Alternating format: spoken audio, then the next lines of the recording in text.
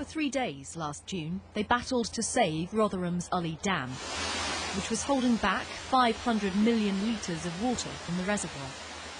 Eventually, they succeeded, but it was a close call. Had the worst happened, hundreds of thousands of people could have been at risk. Hospitals, schools, police stations devastated. Today, Sir Michael Pitt warned there must be less secrecy surrounding the flood risk to critical sites, so emergency plans can be prepared.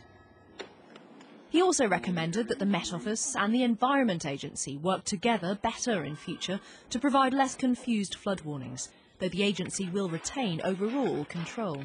The first thing that we will do is try to get an assessment, a national overview of risk, and we will do that by mapping what we think the flood risk is across the country in terms of surface water.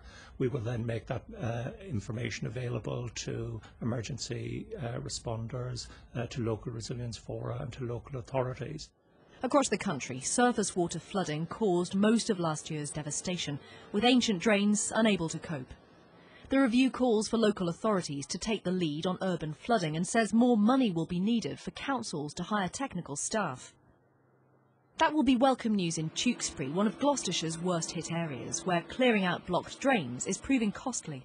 That's what we need money for, what we would call the future infrastructure, future resilience. And government hasn't given you anything for that? Not a penny, no, not a penny.